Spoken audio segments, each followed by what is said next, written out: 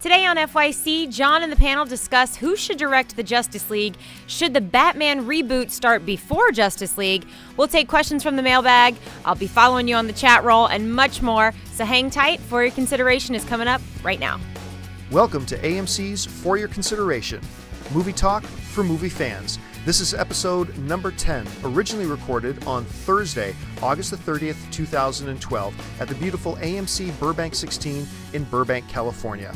Who should direct Justice League? Thanks very much for joining us. Sit back and enjoy the show.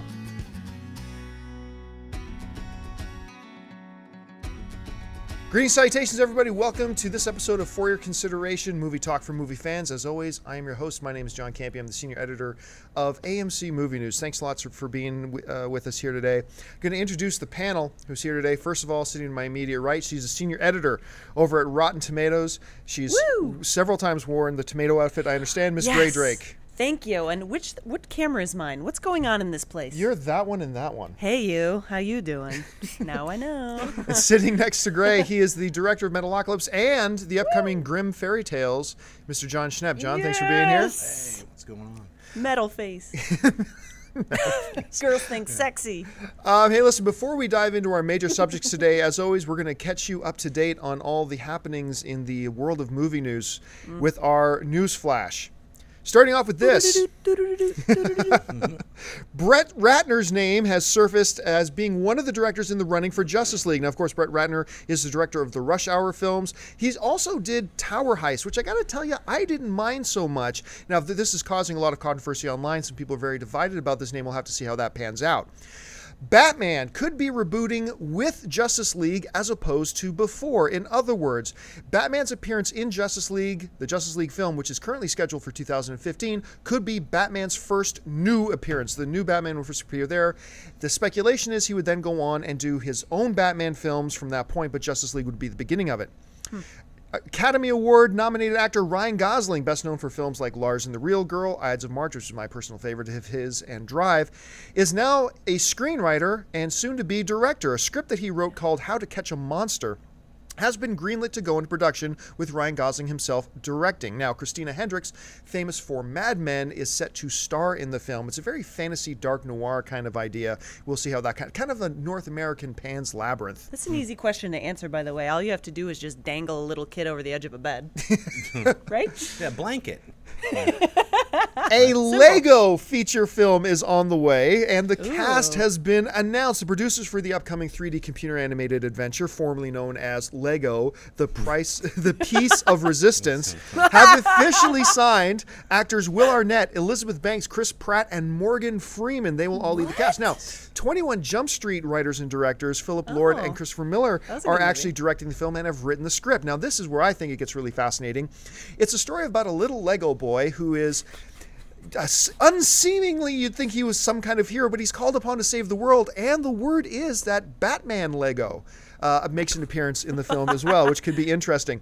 Last week, we announced that Hugh Laurie, star of the television series House, had broken off negotiations to appear as the villain in the upcoming RoboCop remake. Well, it didn't take them long to find a replacement. The reports are now in that Michael Keaton has signed on to play Raymond Sellers, the evil and ultra-rich CEO of Omnicorp. Keaton will be joining a cast which includes Joel Kinnaman, Gary Oldman, Samuel L. Jackson, and Jackie Earle Haley. Now, John and Gray, I'm not sure how awkward you find it when you and your best friend fall in love with the same hooker. But Ben Foster is about to find out. Ben Foster, who I think is actually one of the most underrated and underappreciated actors alive today. He seems cuckoo bananas in real life. He's such a good actor. Yeah. Star of such films as 30 Days of Night, The Mechanic, and who upstaged Batman, Christian Bale. And in 3:10 to Yuma. When you can do that, that's a pretty good day.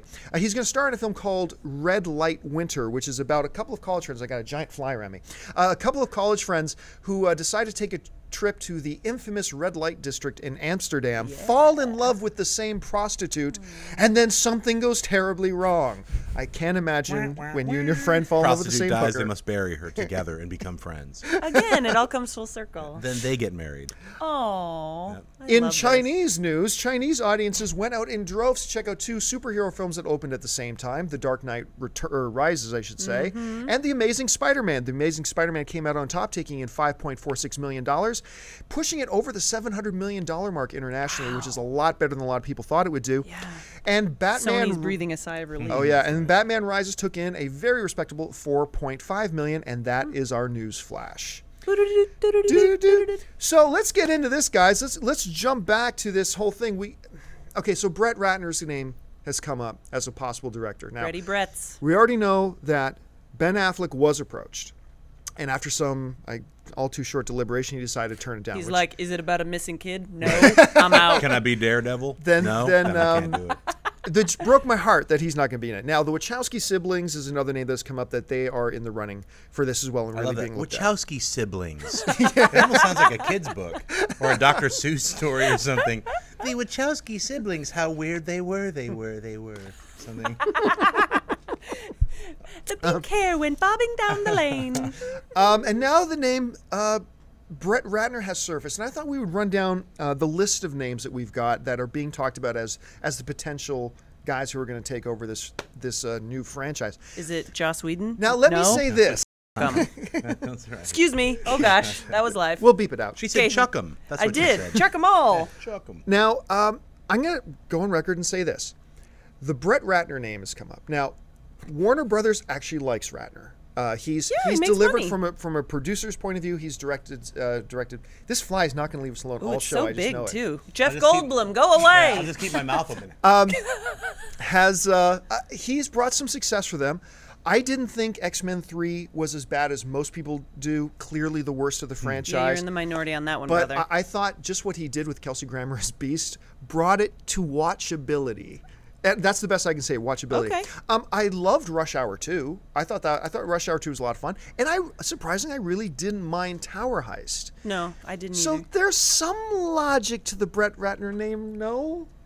I am... You take it first. I will, because in comparison to the other names, I feel like I'm just it's dicey. It's a scary choice. I don't feel like his name and his direction is a slam dunk at all. And for something, Oh no, I don't think anybody can use the term slam dunk with this. right, No. and so for something as big as Justice League, which we're desperately hoping is another Avengers, that I just don't think it's worth the chance. I don't think he's good enough or has the right tone for the movie. It seems like it would turn into like Yeah, I agree. crash, boom, bang, suck. Yeah, he's a little bit. You know what? I mean, he's like a mini Michael Bay. He's not. And he Right. also does comedy really well. So X-Men 3 was I know there was a lot of different things. Matthew Vaughn was originally supposed to do it. He bailed like right when they were Right. going to. So Yeah. they brought him in just literally to like execute the shots. Yeah. So he wasn't really so much as a creative director as a more like keep this on budget. We just took another $20 million away. You know, they were constantly taking the budget away. So I can't really blame him for why X-Men 3 sucked. And Because it also starts with a script, by the way, screenwriters. So I mean, Yeah. nobody's ever fully to blame for anything. So I mean, it's a films are a multiple people thing. So multiple people messed that one up. They had Right, the first yeah. two that were amazing, and then hey, let's destroy the trilogy. Yeah, why doesn't know? anybody ever point fingers at Halle Berry? Well, I wouldn't exactly Nobody? say Halle Nothing? Berry. Nothing. But you raise a really good point. Ben Foster was an angel. That's Remember we were that's the talking first about thing I Ben really Foster? noticed I in blame Ben it. Foster. No, no, don't. He'll come after I you. know, with his wings. I think Brett Ratner should make Youngblood first. Oh, that would be Because interesting. no, he's supposed to. They Right. announced it like 6 years ago or 2 years ago or something. There's always these announcements. I'm going to do this next. So he should do one superhero film that not a lot of people know about, and it's a Rob Liefeld comic book. So if anyone knows who Rob Liefeld is, they would get a kick out of Brett Ratner directing it. That's just as much as I'm going into it. Yeah. It's hard to say, well, this guy is going to be good or this guy's going to suck. It's really hard to. It's like, hey, the Wachowski the siblings could be perfect for it. I mean, they've made a lot of amazing films. I mean, discounting the 2 Matrix sequels, all their other films are really fun, and I can't wait for Cloud Speed Atlas. Racer. All right, a couple of films. So I'm just saying, the Cloud Atlas, that super long trailer was incredible. Right. To me, I was like, I I loved can't it wait too. to see it.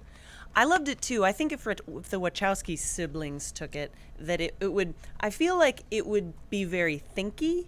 Like Speed Racer was weirdly, it was weirdly action adventure-y for them, and that seemed like it was the odd one out. All of the other ones seem really thinky and like, we can't just have a movie where a guy's dodging bullets. It has to be about reality, man. Right. And so I think Justice League would get really super serious. Not that that's necessarily a bad thing, but I like your Brett Ratner plan to do Youngblood first. Put him in the kiddie pool, let him splash around a little bit, and then just throw him in the deep end of Justice League. Well, I mean, they don't have time for something like that, you're obviously. right. But I think, John, you raise a really interesting point that when talking about the Brett Ratner and this X-Men 3 situation, a lot of people don't take in consideration was that there are some mitigating circumstances here. Matthew Vaughn was supposed to direct that. Right up to the last minute, it was Matthew Vaughn's film.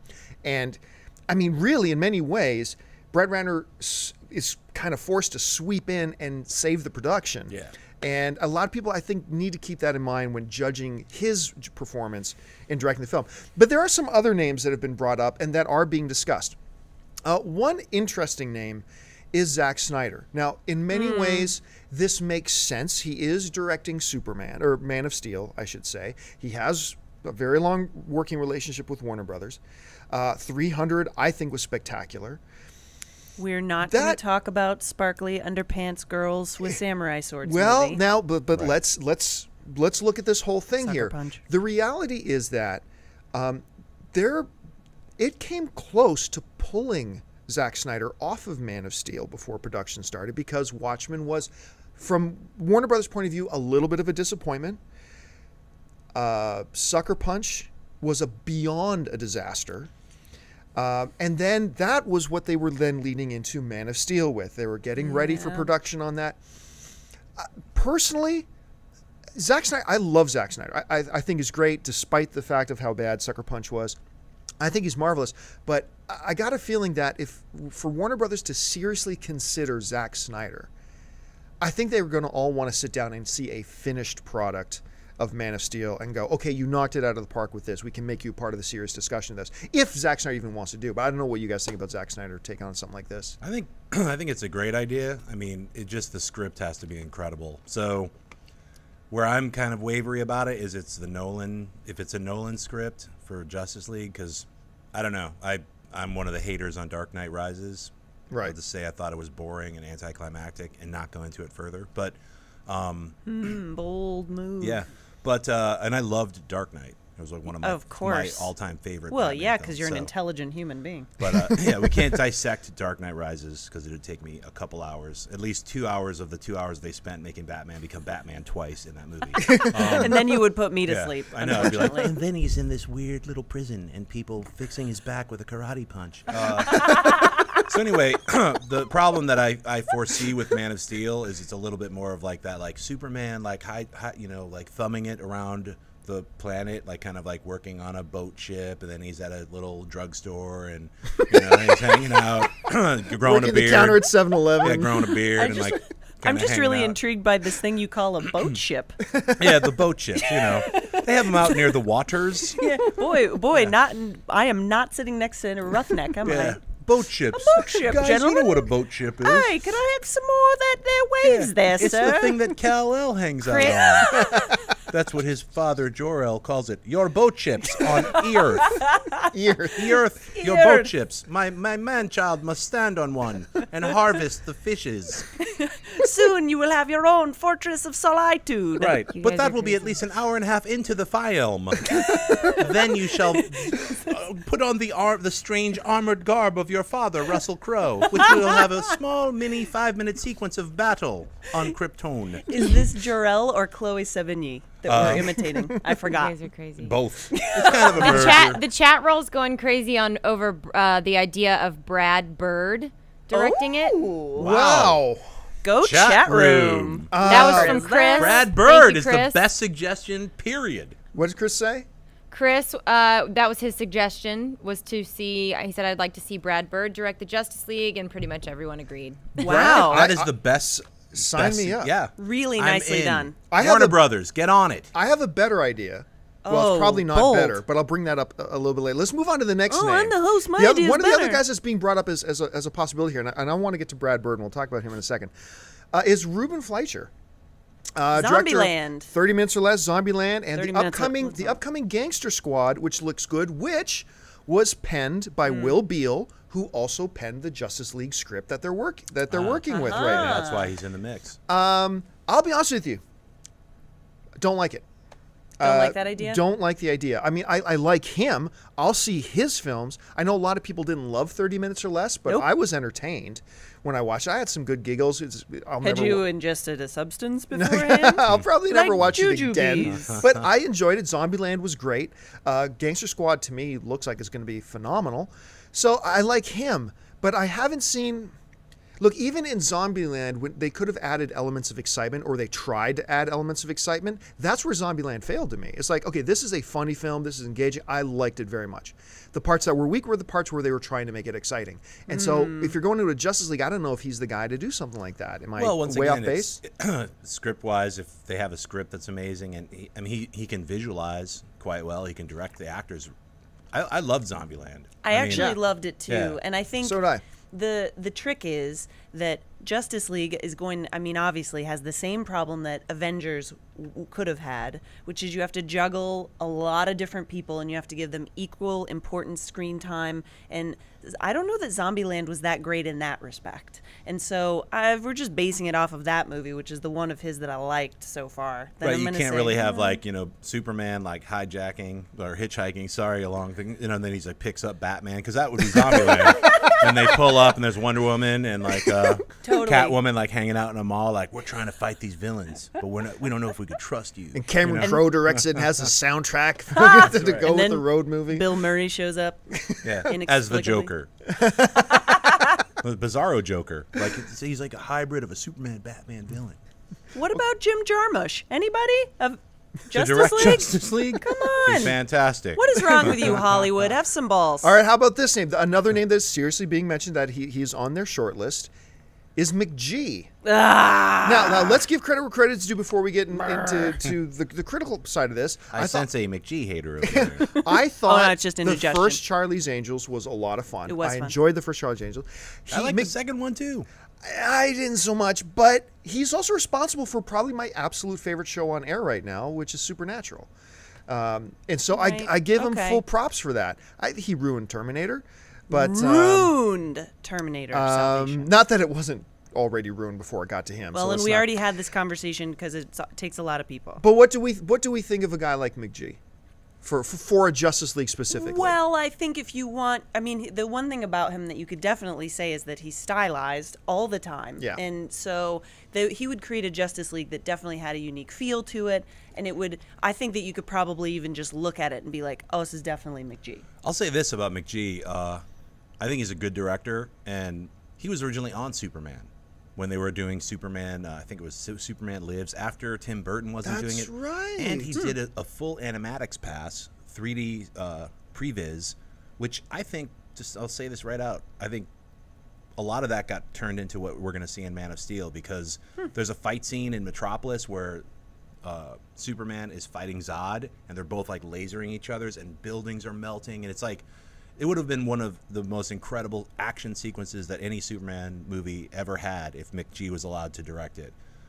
His outfit that he had designed is very similar to the one that Man of Steel has got. So there's a lot of interesting things because I got really obsessed with Superman Lives, because I was like, that would have been the weirdest film ever made. Like Nicolas Cage wearing like some kind of rainbow Superman robot outfit with like weird robot dogs attacking him, a floating Brainiac ship. I've got all the art. I've like Polar bear anytime- bodyguards. Really? Yeah. It's Well, like no, that was- angels singing when you're know. talking. But that stuff was cut out. I'm Right. just saying it would have been the weirdest Superman, and it would have come out like 10 years ago, and we could be talking about it right now. Remember that weird Tim Burton Superman? Instead of like Dark Shadows and other weird, bad Tim Burton movies, we would have been like, at Yikes. least we had that weird Superman Tim Burton. Yeah, when he was we able to shared get that. creative and crazy. Thank you, Nicolas Cage. I know, In an alternate universe. I know. So in an alternate universe, it happened. But anyway, I think McGee is actually a good choice. Well, Really? you Okay. have, with that, you have actually changed my opinion. You know, and here's the thing about McGee. I withdraw my indigestion noise. McGee, even though there are a number of films, he just did that one with Chris Pine and Tom Hardy. This Means War. This Means War. He did that? Once again, Indigestion Noise is back. Oh no. So once again, McGee is also a name I don't mind. I wouldn't get upset if I heard he got it. But once again, not a slam dunk name. I don't think. Can I just throw one into the ring here? Werner Herzog. Werner Herzog, Justice League, subtitled Ice Storm. Then Superman will sit and contemplate nihilism. Batman is reading off a list of troll names. He is on the 1900th troll name, Vadglorg.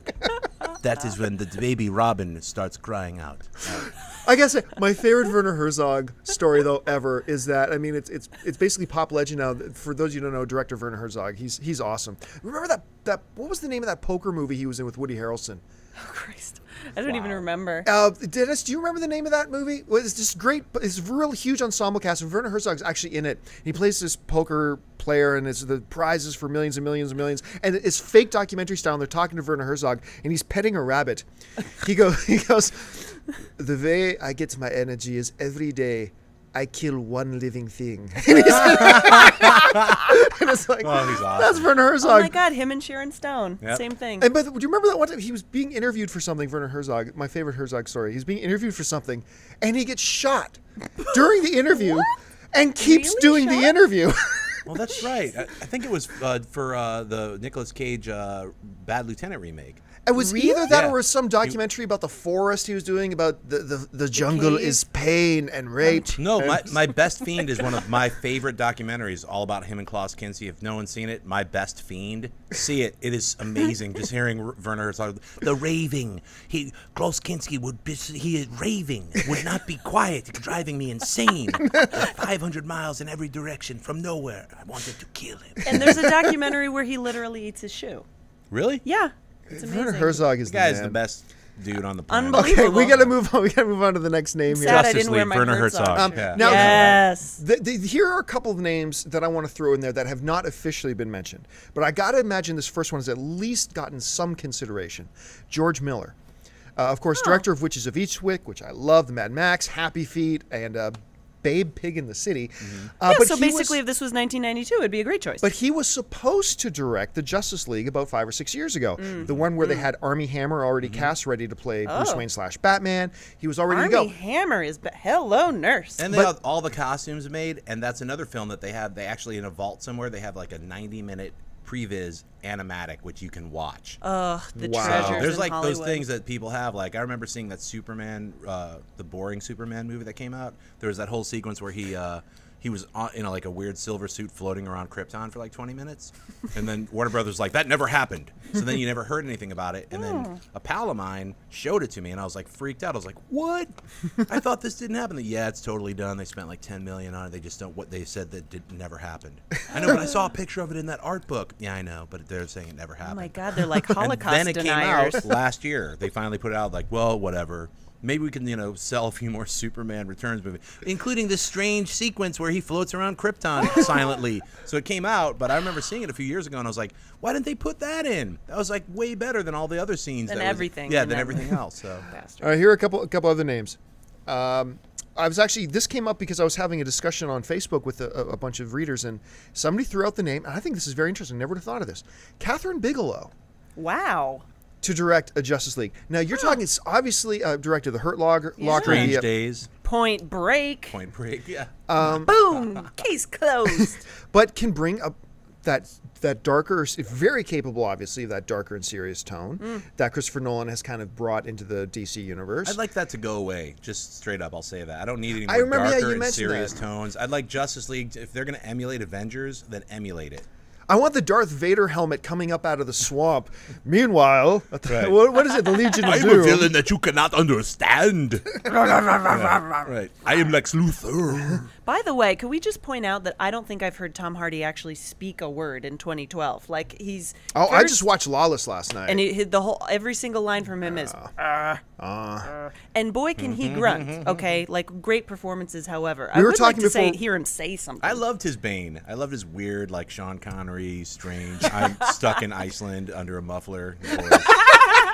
It was made me laugh. At first I was angry. I was like, I can't understand what he's saying. And then I was like, it's awesome. You know, this episode is awesome, blah, blah, blah. But I can't do a good version of it. My friends do it all the time, and I always laugh whenever they do it. My wife says he sounds like a gay English butler. And that's what Bane sounded like. But I feel like they're very eloquent. Thank you. Yes, would you like some more tea? Yeah, that's where he got his accent after spending all that time in that weird hole where no one spoke English. That's where he picked that up. That's where he right? gets it. That's naturally where he got Makes his English total accent. Okay, let's move on from Catherine Bigelow to a name I want to throw out there. Nobody has mentioned it.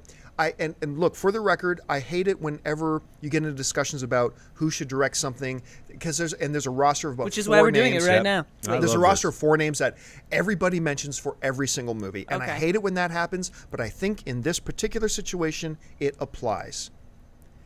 Peter Jackson, and here's why. Hear me out. Bombshell. Huge, epic scale ensemble casts.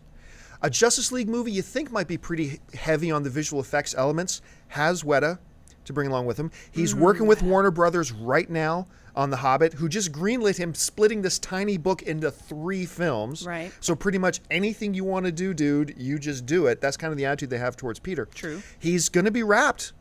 Hobbit, by the time they're ready to get into any kind of production on Justice League. They could reuse the Shire for Batman's Batcave. Batman's coming out of this little circular tome, like, "Hey, what's going on, guys?" All these hobbits hanging around. I feel like getting Batman to stoop over as he exits a door makes him really relatable. Yeah, really relatable. I think stooping is good. But Right? what would you think about Peter Jackson doing If he something did like this? 3 at the same time, that's the only way I would even agree. Like, this is just like, we're all fantasy football or whatever. It's like, what about Peter Jackson? 3 at the same time, totally. If he can do all 3 in 1 year, and then we can have. Why don't they just get that? That's my biggest complaint about every superhero movie that comes out. Just shoot 3. They're always like, well, we have to see how the first one does. They All don't. right, I know. Well, Ghost Rider, I guess. There's exceptions. Daredevil, there's exceptions. But most of the time, if you shot 3, it'd cost like maybe another $10 million. You'd save a lot of money. You'd save so much doing money. all Just 3 at the release same one time. every year. Maybe the first one. It's like sucks. Costco shopping of filmmaking. Yeah, the second Yes. one could be awesome. The third one can blow again, but then you have your trilogy. And you also have your buckets full of money, which is what they make even when one of these movies sucks. yeah, I mean, they make TV shows, and there's like, granted, Breaking Bad, they do this half-season thing, which is driving me crazy. Oh, Yeah. it's I'm like horrible. literally going insane. Remember, Like, I know Balsar this one Glatko would episode- do that, and you'd have to wait I know. 6 months for the second half of the season. Super annoying, and that's like, isn't it a new thing? They're like, we're splitting the season. That never used to happen. You get 22 episodes. Well, that's Like, what's because the you splitting season. But like, thing? with shows like with these types of shows, a season is like 13 episodes. It's right, true. and it's And so even they more stretch chimpy and it like, out. here's 7 episodes of Walking Dead. You're like, come on. Are they trying? Is it? I mean, it has to be, but because of the way production is scheduled. But is it just that they want? I feel milking? They are milking. Milking, It has Yeah. nothing to stretching it do with out. production. I feel They're like it's milking just it. because they want to be more like a Great Britain schedule, which is stupid because this is America and we're Americans. We don't need deserve 6 more. episodes. We deserve more. But than- getting back to Peter Jackson, Peter that's Jackson. what I was saying, just- 3 movies. You know what? I laughed when you first said that. I was like, aha, wait a minute.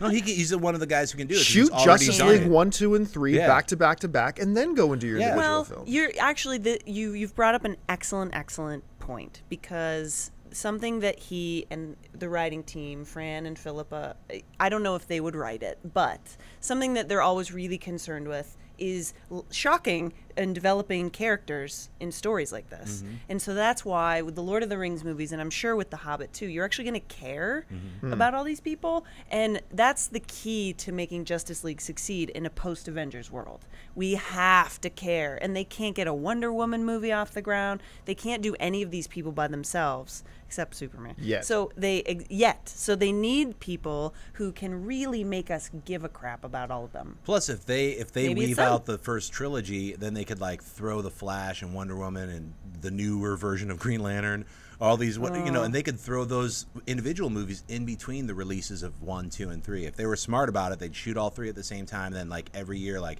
here's the new Flash, and so you don't have to like give an origin movie, like an origin of how did the Flash become super fast or any of that stuff in the Justice League movie. You can like give that to another director, like, yo, McGee, you're in charge of the Flash. Yo, Ruben, you got Green Lantern or whatever.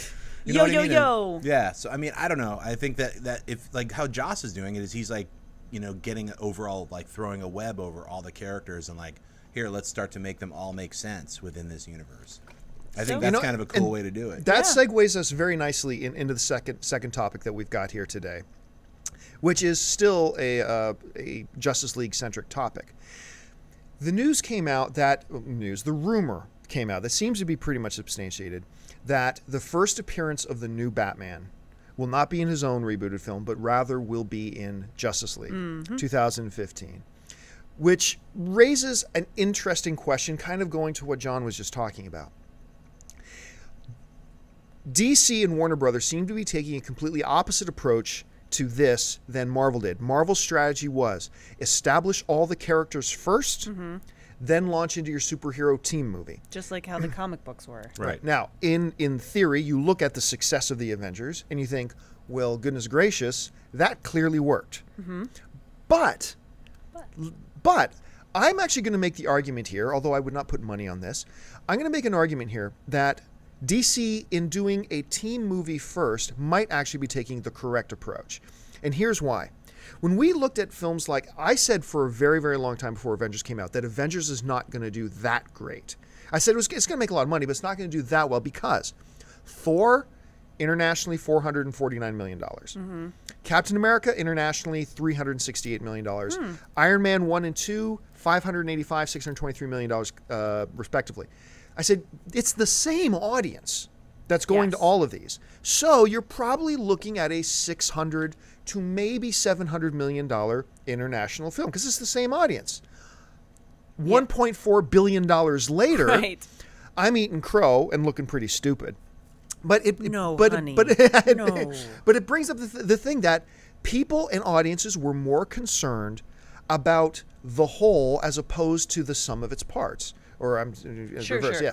That they were more concerned about the team film than they were about the individual films. Well, I also think it's like audiences in general are like becoming like, fractured by, Netflix and VOD and like all these other like Xbox, so the going to a theater is not as big as it used to be. Not at all. So a lot of people like, I didn't see Captain America, but this is Captain America, Iron Man, and Thor. So then they go, I think it was some people saw Thor, some people saw Iron Man, some people saw Captain America, and nobody saw the whole. Let's not Captain America was an unquestionable smash success with $368 million worldwide. Thor is an unquestionable huge hit with $450 billion. I mean, so these are all huge, but then you get to the team, and you got tons of people who didn't see any of those films going to see it. Couldn't an argument be made then that it would behoove Warner Brothers and DC to do a team film first that actually then introduces, and this is where I think your idea of doing three at once is brilliant, to introduce the audiences to these characters, to the Wonder Womans, to the Green Lanterns, to the Flash, to whoever else they may want to throw in there. Do 3 films, get the audience to care about them, and then send them off in their own individual projects. I think that might work better for them. Not that Marvel did it wrong, but in Warner Brothers' case, I think that they might actually be taking the really correct and smart approach. Are they talking about 2014 or 2015? I think 2015. I think the thing about Batman being reintroduced in the Justice League, I think they should do a Batman and just I mean, how long is it really going to take to write a good Batman script? People write Batman scripts every month in the comic book world. Yeah. People make TV shows all the time. There's like, we just delivered like 9 hours of programming. It's like sometimes the movie schedule thing bums me out a little bit. It's like, let's get on it. I think someone can bust out an amazing Batman script. Like, there's only like 5,000 comics you can like look at and like read and like, what if we combine these 3 things? Or there's a new spin on Batman. No more of this grim, boring Nolan stuff. It's like, try something different. I mean, how about Batman's one of the characters you can get away with because you don't need him to first be puffed up by Justice League. Exactly. Yeah. And I think reintroducing him in a new way. I mean, keep it dark, keep it grim, but just make it like a bunch of different comic books. You can combine a whole slew of like Grant Morrison, Alan Moore, Frank Miller. You can include all these different writers who had amazing takes on Batman, put those together, put together a different villain set. I think it's the simplest thing you could possibly do. And it should come out in 2014, and he should be part of. If they're going to bring the Man of Steel in for Justice League, then they should everybody at Warner Brothers in charge of their superhero division should be like, all right, let's get Batman set up, and like Superman will be part of that universe. Which brings up my one overriding fear, which is the main reason I hated the idea of the George Miller Justice League 5 years ago or so. Warner Brothers had the idea when George Miller was going to do it that they were going to have Armie Hammer be Batman at the same time that Christian Bale was in his own Batman films. Right. I still live in a little bit of fear with the new Man of Steel and with that Warner Brothers may, I have nothing, there's nothing substantial to make, I've seen no proof of this, but my fear is that Warner Brothers will adopt the same philosophy and go, well, you know what? We can have a different Superman and Batman in a Justice League universe while we're still running a Superman series on its own and a Batman series with different actors in different universes. I don't want that to happen. I mean, that would be the wrong move. Here's where you need to use The Secret and envision the end that you want to happen. Okay? It's on Oprah.com. Look it up. And because it would behoove them to do something, I think, that is coherent. So I think their idea about taking, starting with the Justice League as a whole, I think that it's kind of 6 1/2 of the other, because the reason that people get excited about these is because it's literally like 6 times the superhero movie as any other movie. Kind of like what you were saying, like everyone's in the movie, so everyone's going to go. Something else that they really capitalized on in that script was that Joss Whedon made a movie that everybody wanted to see. It was funny.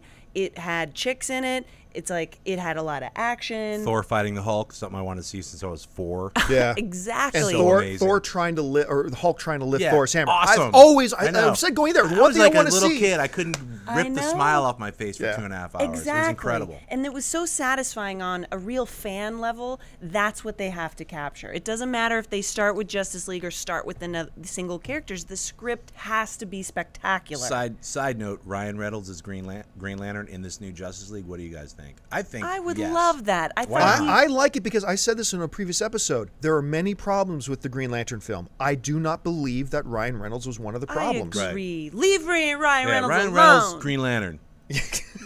Okay, listen, we got to take a break here for a second. We'll come back in just a moment. I want to remind all you guys that the new horror film, The Possession, opens in AMC theaters everywhere this weekend. This week, our very own Jennings Roth Cornett had a chance to go down and sit down and talk with 2 stars of the film, Jeffrey Dean Morgan, speaking of Supernatural, Comedian. and Natasha Callis. Here's that interview. Check it out. We'll be right back. Basically, as we've just been saying, this entire story rests on the dynamic between the two of you. This is not new information. We have to believe that you're going to go to all lengths to save your daughter. We have to believe that you are more than worth saving and also completely overcome by evil momentarily. So can you talk about working together and creating that dynamic? Because it worked. For me, it was the best part of the movie. I mean, I think, I think we really like each other, for one. And I think kind of my job was to have Natasha trust me, because a lot of it is because she's young and this is her really first big role, and we asked a tremendous amount from her. So I think more than anything for me it was about being there for her, and she went with that, thank God. And then Ole let us do our thing. He saw very early on that we had a really great, special kind of a bond and relationship, and allowed that to kind of play out in front of the camera and let us do stuff that wasn't even scripted. And in some cases, that made the movie. And I think those are the scenes that really kind of sell what you stated at the beginning of that question. You also have to obviously tap into a lot of fear for this, which even as an audience member, it's a strange thing to enjoy. So I have to think it's even more odd for you as actors. Do you have to, you coined this phrase, which was "don't mock the box." Don't mock the box. Yeah. So do you have to kind of believe in this reality a little bit? Well, I mean, it's based on a true story, and then we were able to, see exactly what I'm sure you saw before you saw the movie or prepared for this interview, was to go online and read the original article and see what the eBay transaction and what has happened, and that stuff is scary. I'm not a big believer in any of this, but I'm also not a big believer because it's never happened to me, and I'm not going to tempt fate. They had asked Natasha and I and the rest of the cast, when we were getting ready for pre-production, if we'd be interested in having this box come and make an appearance, the real box. No, thanks. Yeah, was your answer immediately? Thank you, no. Yeah, it's thanks, but no thanks. No, we'll act that part. Yeah, exactly. But weird things did happen, didn't they? Mm-hmm. What were some of those things? What happened? Well, just really weird, unexplainable stuff, like light bulbs exploding. And we were in a closed studio, so no doors, no air conditioning, nothing. And then all of a sudden, a cold gust of, air would move through, and we'd be like, just stuff that is unexplainable and not right. And then there was also we were in, or all of the props were in a warehouse, and about a few days after shooting, they all burnt down into ashes, and I think the Vancouver police got onto it, and they don't know what's happened. It wasn't arson, it wasn't an electrical fire, it started from within, and that's all I'll say about it. Yeah, that's the moment that the house says, "Get out," and I pack my bags. Yeah, that's right. For horror fans, what do you think the one most terrifying element of this film is? For me personally, and I'm gonna talk to the older audience members. I think what's scary is that it's a throwback film, for one. The movies that I think people of my generation grew up with that really scared the living daylights out of us, and also a parent's concern for their child. If something going wrong that's unexplainable. I can't think of anything more terrifying. Yeah. And now I'm going to let you talk to all the other people. All the other people. Well, I think really it's the fear of the unknown. That's what scares me, and really not knowing what you're getting into. And Emily, she bought this box because she was connected with it, eerie feeling, but she bought it and she became obsessed with it, and she didn't know what she was getting herself into, and she didn't know that a malicious demon lived inside. So, it's her journey to keep this thing contained, but it's slowly devouring her. So I think it's really going to scare everybody, because they really can connect with the characters at the beginning of the film and relate to them and really feel for them. And then when everything starts happening, they'll be really scared. And we are back. Hey, folks, listen, just going to remind you that, once again, The Possession opens at AMC Theaters everywhere. You can buy your tickets for it right now by going to www.amctheaters.com. Well, it is that time again, folks, for us to go to the mailbag. By the way, we invite you. That time. You can email us 24/7 at fycpodcastshow@gmail.com. We'll pick out a bunch of emails and read them on air and address your questions. And pictures. Send your pictures. Gray always wants pictures. Thank you. Cell phone cameras are Cannon's got a fine. bunch picked out back there. Cannon, what do we have in the mailbag? We have quite a bit of mail today, so I'm really excited to see what everybody's talking about. Our first mail is from Amanda Baker. She says, I just got started watching this show, and I love it. You've covered my want to sees, and yeah, why don't they make an Incredibles sequels? Damn right. That would be awesome.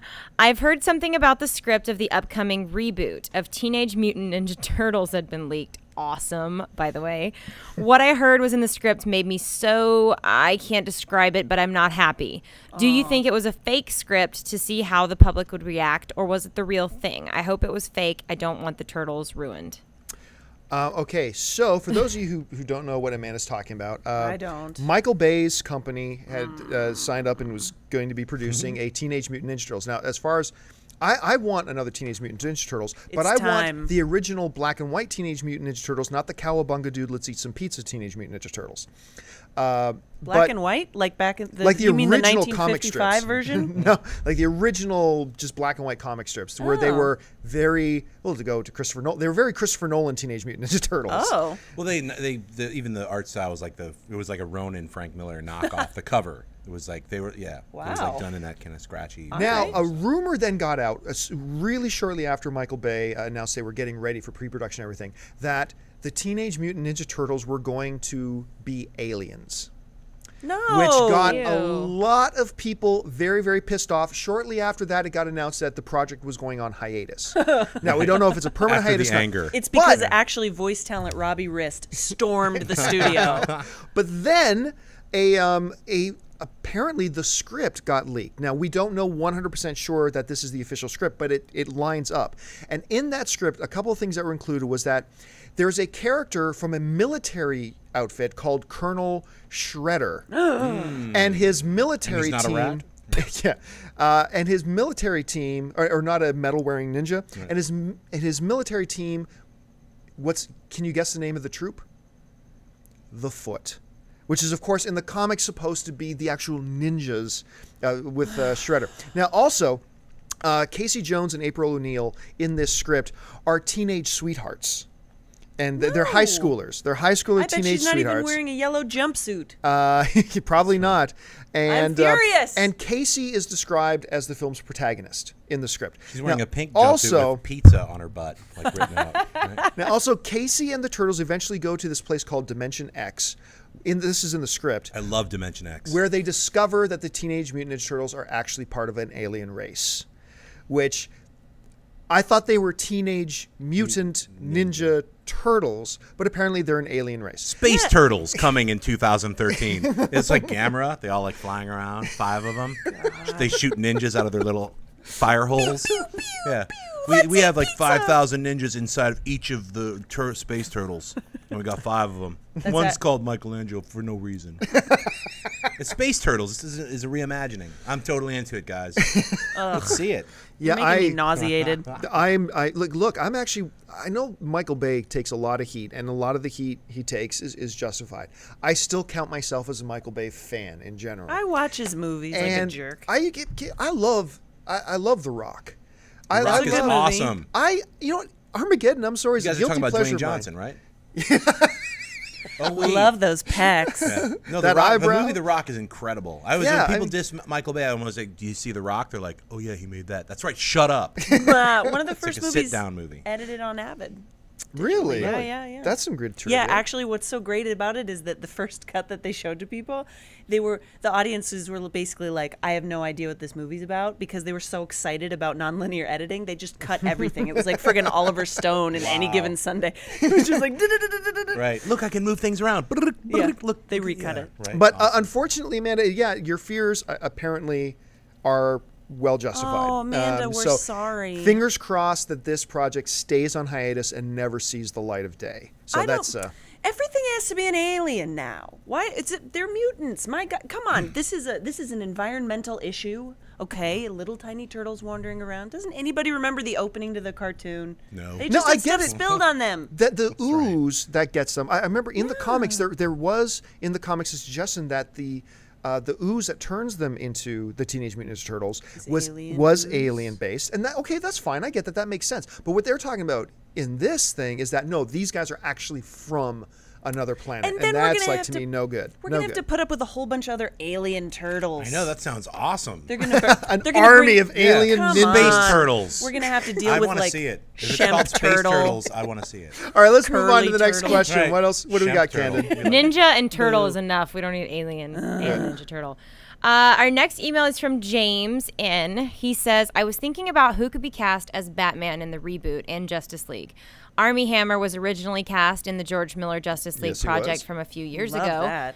In hindsight, that wasn't a bad choice for the role. What do you think of going with him for the new Justice League project as Batman and for the rebooted solo films? Plus, he's more well-known now, but not a mega name, which could be, the fly, a fit. Sorry. It's attacking me over here. really big fly. It Really could be big a and fit juicy. following Bale. Look, I've said before, I think Armie Hammer is a tremendous talent. I think he would make a great. Not only would he be a good Batman, he would be a great Bruce Wayne. I think if you're going younger. Sure. Or baking soda. What if he was just like, they're making Monopoly the movie. They should just make Arm & Hammer starring Armie Hammer. And he's just like in a weird baking soda outfit. He's And he like, has- I shall destroy you. No, he's wearing the white cut-off shirt, and he's got the earring. See, I remember Right? Perfect. the thing with the George Miller Justice League was the very first time I had ever heard the name Armie Hammer saying, they've cast some guy named Armie Hammer to be Batman. I remember, what kind of stupid name is Armie Hammer? Right. Now, of course, he's an actor I really respect and like, but I remember at the time I was like, wait, he made that name up. That can't be real. I just Probably very angry at his parents. Yes, that's my name. Thanks, Mom and Dad. Thanks, love you. Especially Army with an IE. It Right. makes it so cute. And Instead I of just Army, like, I'm part of the military. exactly, yeah, like I'm a badass. It's like, no, I'm adorable. I'm precious. And I'm a And hammer. I just watched on an airplane Mirror Mirror because I want it was. How was he in that? Well, it because I seemed- skipped it. I'll be honest. I It skipped that seemed one. like watching it in a confined space was the only way that I would ever sit in Which front one of is it. Mirror Mirror? Is that the other? Julia Roberts. Yeah, it's the other Snow White right. one. That's the Jazzback, or what's his name? Tazmal. Oh, Skimzal. Oh yeah, The guy made the cell. the guy Ball. who made Immortals. Yeah. oh my God, Immortals. Whew. I can't remember. Tarsem Tarsem. Singh. Thank you, Dennis. I love that Tarsem. name. And I couldn't remember it. Tarsem. Sgalzim. Exactly. Yes, get Balzac.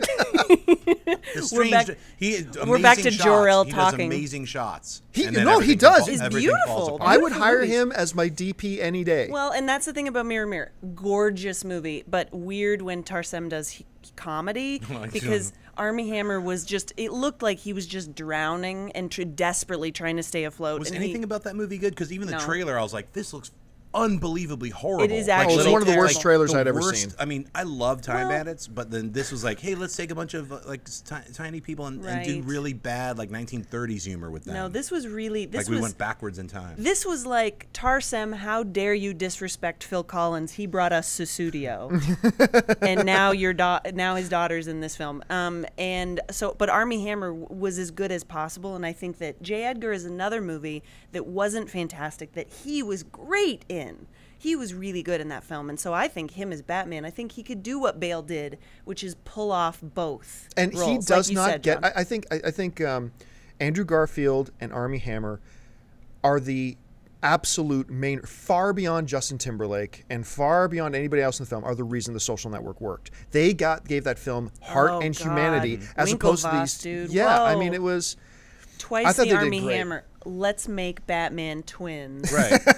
Done. Composite Batman. He's like rainbow outfit, like from Superman Lives. I'm Batman as well. What? I'm from an alien race, like with other turtles. Like, bring that in. And then Nicolas Cage shows up in a rainbow robot suit. Perfect film. Oh my God. Carrying the head of Tim Burton. What are you guys doing? Let's go pitch that. Yeah. Let's move on. Wait, what else George do we Miller, got? Can we just say we didn't mention George Miller enough? That he actually was directing Justice League, so I don't think he's in. Like he's doing the new Road Warrior movie with Tom Yes, Hardy. That's yes, right. but Which that's gonna be I'm long so done. excited about that. Yeah. Well, I hope he does 2 more of those, and I hope he doesn't do anything with Happy Feet. Oh, I know. Or I know. Justice League. I think he should just do more Road Warriors. Wasn't Happy I'm Feet with you. 2 where Will and Bill the Krill? Yes. See, that was an amazing part of that film. So George Miller, thank you for making shrimp not only delicious but make me think. I boycotted it simply because he made that. I was like, I won't see it. I won't see it. Stop stealing my thunder. Just by the way, the fly is huge. It It is just landed huge. on my microphone. I know. It's like this and big. It's brilliant green, like that weird. It's kind on of the fluorescent screen right green. now. It's Gonna massive. take a chunk out of one of us before this is over. Okay, our next mail is from the UK, from Sam in London. He says, I hear Thor director Kenneth Branagh is set to direct and star as Jack Ryan in a reboot. Would like to know what you guys think of this. I honestly think the Jack Ryan character should be put to rest. P.S. Can't be a You're a Legend. Oh, I Am Legend. Ooh.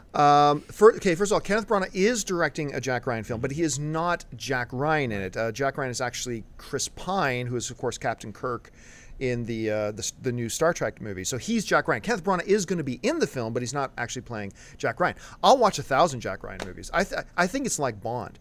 I've loved I even like the Ben Affleck Jack Ryan movie. I even thought that was watchable. I've liked all of them. I mean, from Alec Baldwin, Harrison Ford, Ben Affleck, Jack Ryan, all day. Give them to me. And with Kenneth Branagh directing, hell yeah, Classy. sign me up. Sign me up. Classy. I love it. Great. I mean, I like the Bourne Identity movies way better than the Jack Ryan stuff. Really, more you like the Bourne Identity more than like Hunt for Red October or Clear and Present Danger or Yeah, because Patriot Games? I can actually remember the Bourne movies, and I can't remember anything about those films, and I saw them. Interesting. They're just like I know the title. I remember like if I really think about it, oh yeah, there's a submarine in that one. It's like it'll just like it washes away with a bunch of other movies that didn't hit me. Wow. 4 words, dude. I like 'em Sean both. Connery down under. 3 more words. Sign me up. Love it. All right, what else do we got? All right, our next one is from Sharon. I think we've gotten a mail from this person before. Good to hear from you again. I thought of an idea for a superhero type movie. Everyone tells the story from the hero's point of view. Why not start a trilogy of films with the villain of why he or her became this way, and they destroying and killing, and maybe the third film introduce the hero who takes them down and start their own trilogy of films. What do you guys Interesting. think of this idea? I believe that was called the Star Wars prequels, or the Scorpion King, Or Nemesis in the comic books. Well, we know how well the Star Wars. What's the one that was prequels just worked out? The point of view, the first person found the footage. Chronicle? Chronicle was also called Which I loved, the one with the Chronicle. Minions. Chronicle was great. I love Chronicle, but the film with the Minions, Despicable Me. Megamind to an extent. Megamind to an extent. But here's the problem. You can't start a franchise from the villain's point of view because people won't see it. You think? I think if you've What if got... they're delightfully But here's the thing. If you get a mean? great, like, let's take like a Darth Vader, right? Great the best villain of all time. All right, that's great. But if you started Star Wars with Darth Vader, you hadn't established him first. You hadn't set him up as who he is and what he was for people to love him.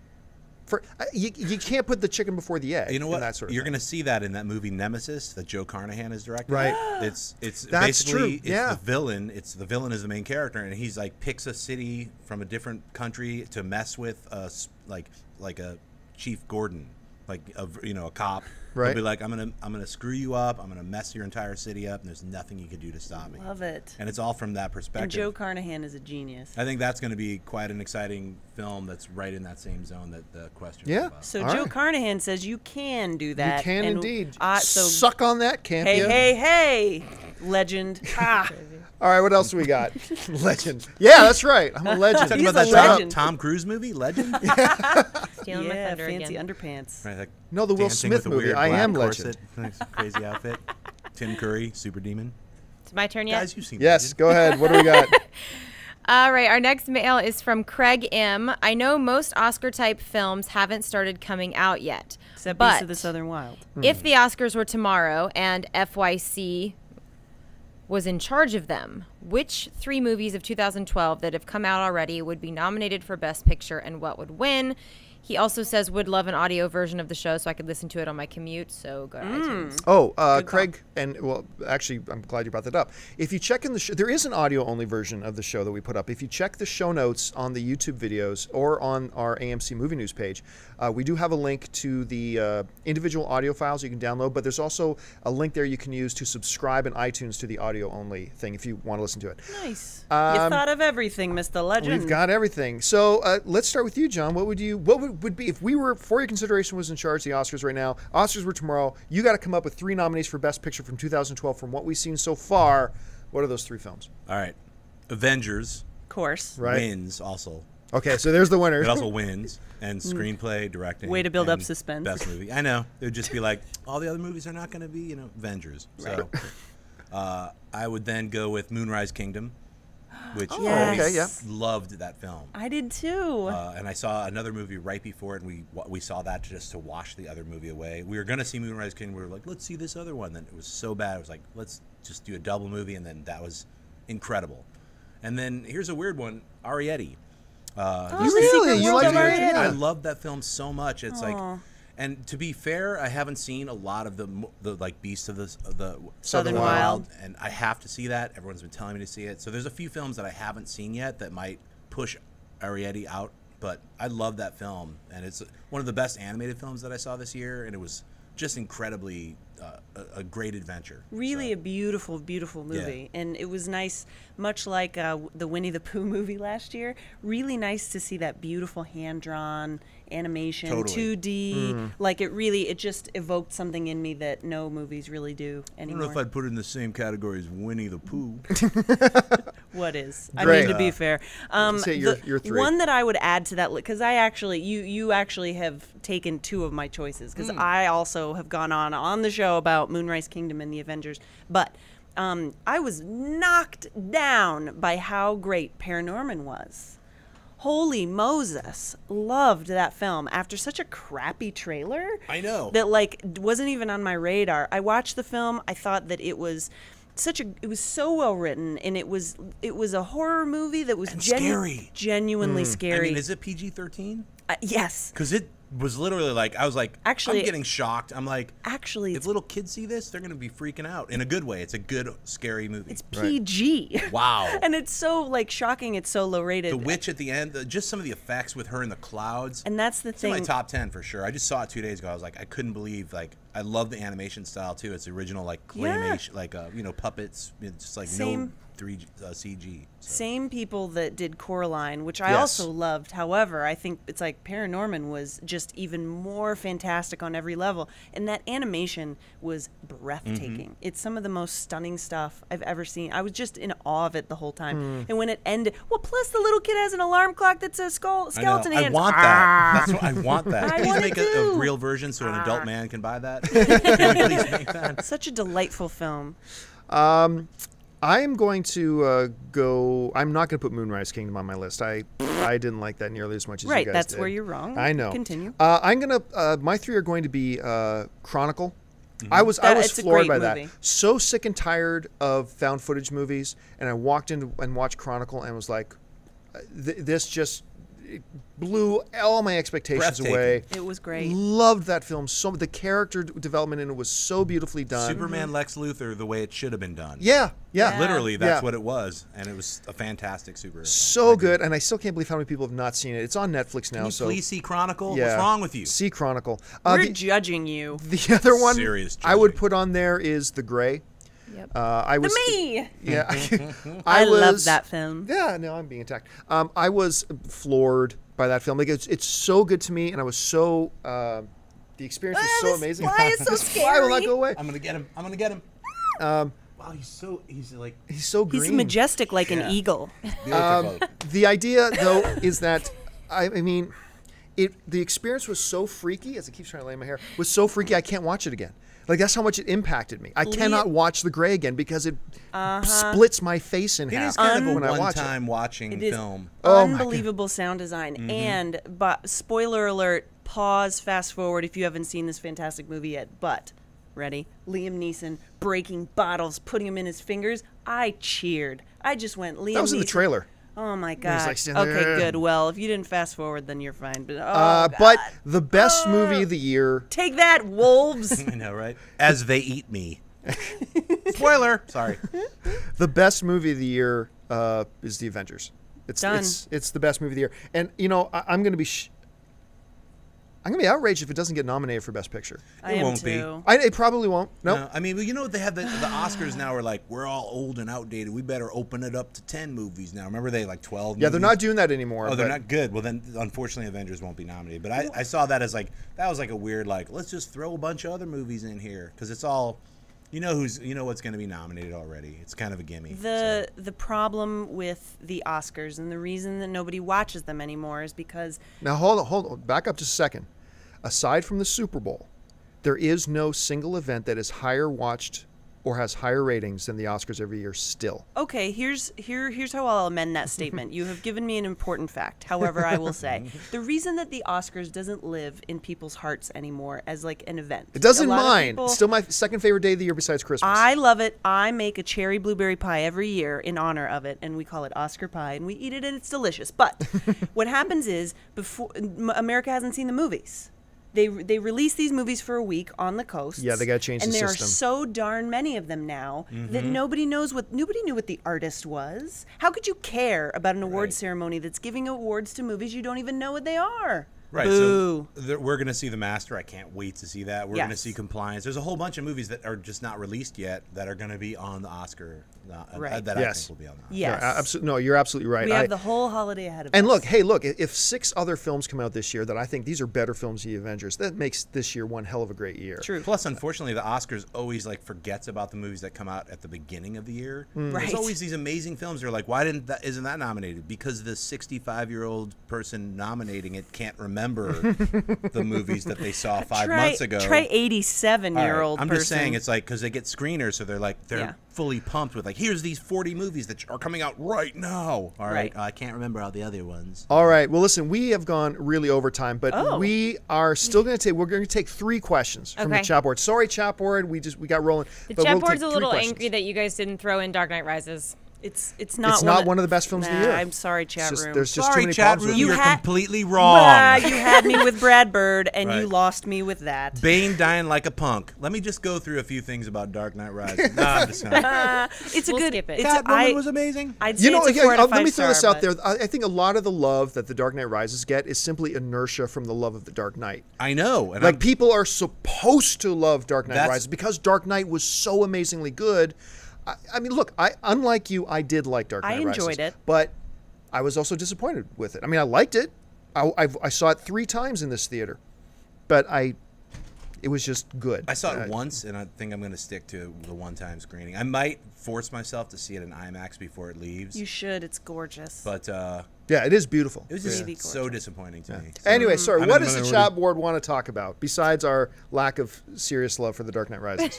This flies. All right. So one of the first questions, I have no idea what he's talking about, but from JCSC says, I'll get a question in early knowing that John is a fan of the films Stardust and Coraline.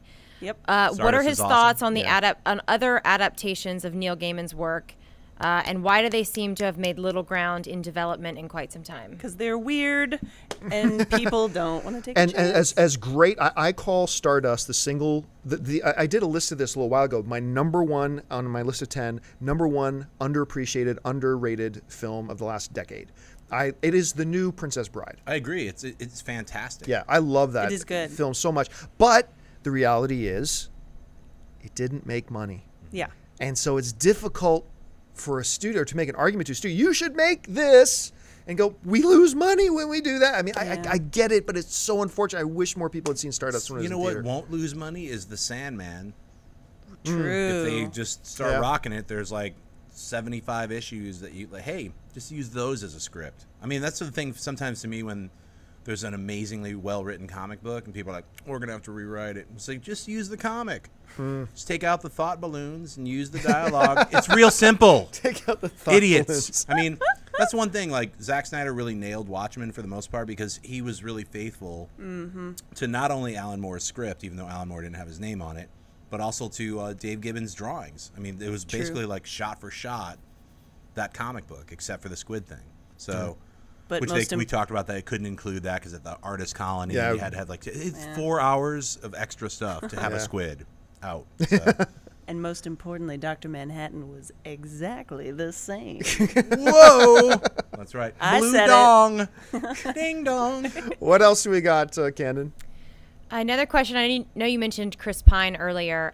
Victor Garrity says, what do you think of Chris Pine being either the new Green Lantern or the Flash? No, let's not make him the new Green Lantern. Let's No, make him the yeah. Flash. I like I'm the fine with that Flash kind of idea. works with me. You know what? I thought he was. I thought Pine was good in Star Trek. I actually thought he was quite good in Star Trek. Yeah. But I loved him in Unstoppable. I don't know what it was, but his performance in Unstoppable just had me. I thought he was great in it, and he held his own acting alongside of Denzel Washington. I could see him as a Flash. You said, yeah. I don't think so. I mean, Really? I think he's great as Captain Kirk. I think there's a lot of other actors. Sometimes it kind of bugs me when it's like, hey, look, Jeremy Renner's awesome, but does he have to be the Newborn and Mission Impossible and Avengers? Aren't there other actors? Right. Right. So Yeah. sometimes studios are just like, oh, let's like they pushed off putting out that Hansel and Gretel Witch Hunters because they're like, no one knows who Jeremy Renner is. Yeah, Right. so let's push it off for a year and then glom onto the Hawkeye, Momentum. which I understand, but let's get some other actors. There's like thousands and thousands, hundreds of thousands of actors who are Within a 2-mile radius of this right studio. here in California alone. So I mean, Yeah. let's get some other people in there. Like, all right, he's already Captain Kirk and he's Jack Ryan. Let him rock on that, and then do a bunch of independent movies. He doesn't need to be, and neither do a lot of these other guys. Like, I'm just saying, let's spread it out a little that's bit. right. I know plenty of them run super fast, too. Yeah, really fast. What's our last one? All right, last one. Thank you, chat roll, again for being so awesome and You for all your rock. questions. Last question from Movies and Games says, with the Avengers and Justice League directly competing in 2015, which will do better and why? Oh, dear. Oh, that's not a question. It's going to be the Avengers 2. I mean, you have a lot of look, with Avengers you got a successful film franchise in Thor, successful film franchise in Iron Man, successful film franchise in Captain America, and you have an unbelievable first film with the Avengers. Momentum. With DC, okay, you're going to have a little bit of roll of the dice. You got a new Superman and Man of Steel, which I think looks great, but it's new. You're So gonna have hot, a new, by the way. Oh, yeah. Henry Cavill. I was just like, Right. God save the Queen. Yeah. No, let's hear. I think the chat board would like to hear more about what you'd like to do to Henry Cavill. So don't by all means. Many Begin things. describing how you would unrobe dear. him. Okay. Oh dear. As long as he wears the Superman costume. That's a must. That But takes you're gonna 4 have people to take off. That's what I heard. You're damn right it The does. 4 of us. Let's you're do gonna it. have a new Batman. You've got a character in Wonder Woman that nobody's wanted to make the movie. You've got a questionable in its popularity character with Green Lantern. You've got, look, Justice League 2 may do better than the Avengers 2, maybe.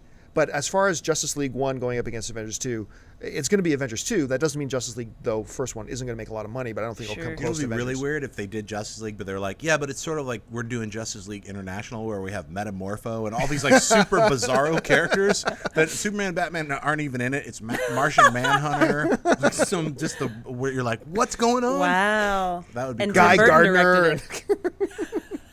That'd be incredible. Well, listen, folks, that will do it for us. Thank you so much for taking the time to join us. Remember, folks, if you are watching us on YouTube or on iTunes or whatever, or on your television, on your Apple TV, you can watch us live on Mondays and Thursdays at 11 a.m. Pacific Standard Time, 2 p.m. Eastern Standard Time at ustream.tv/channel/AMC-theater. We'll have the link below for you to see that. And by all means, folks, listen, subscribe to AMC Theater's YouTube channel, because when you do, not only will you stay abreast of all the For Your Considerations, but you'll also get a lot of our celebrity interviews. You'll get all of our news updates. You'll be up to date on everything. Trust me, you want to follow us at youtube.com/AMC Theaters. Listen, folks, don't forget, you can get your movie tickets, theater, and showtime information 24/7 by visiting us at www.amctheaters.com. Don't forget to follow us on Facebook and on Twitter. And as I mentioned, make sure you follow us on our YouTube page. So listen, I want to thank so much the CNN film critic, the Rotten Tomatoes senior editor, Gray Drake. Gray, thanks so much for being here.